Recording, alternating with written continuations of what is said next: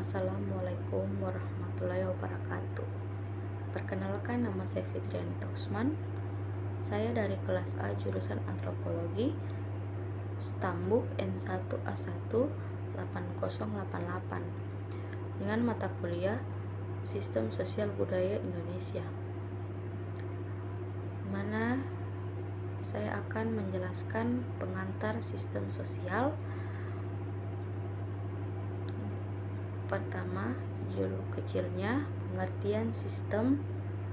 Yang kedua, masyarakat sebagai suatu sistem. Yang ketiga, komponen sistem sosial. Judul besar lagi, pendekatan teoritis. Pertama, teori struktural fungsional.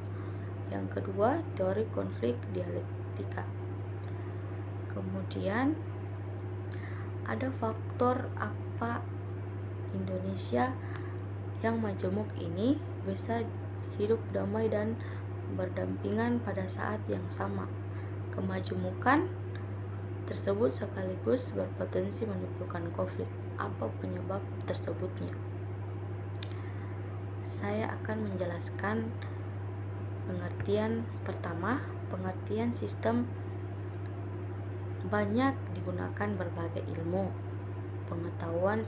Istilah sistem banyak digunakan dalam kehidupan sehari-hari. Pengertian sistem ini punya beragam makna sesuai bidangnya. Suatu sistem dikelilingi dan dipengaruhi oleh lingkungannya. Dijelaskan oleh batasan atau struktur tujuan dan diekspresikan dalam fungsinya. Yang kedua, masyarakat sebagai suatu sistem.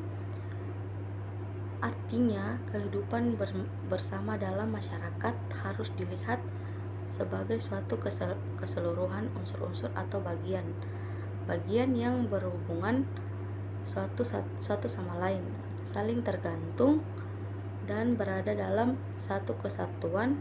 Menurut Talcott Parsons, masyarakat sebagai suatu sistem yaitu kehidupan sosial harus dipandang sebagai sebuah sistem. Yang ketiga, komponen sistem sosial.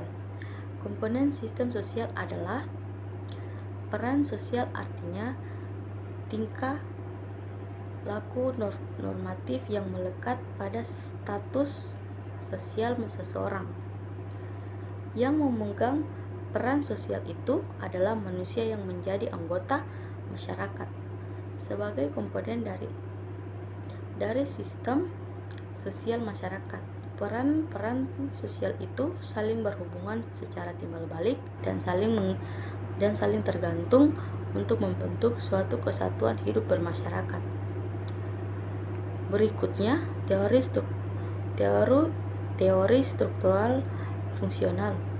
Masyarakat terintegrasi atas dasar kata sepakat para anggotanya terhadap nilai dasar kemasyarakatannya yang menjadi panutannya.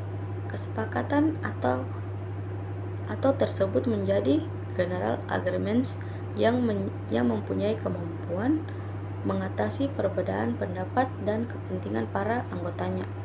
Masyarakat sebagai suatu sistem secara fungsional terintegrasi ke dalam suatu bentuk equilibrium.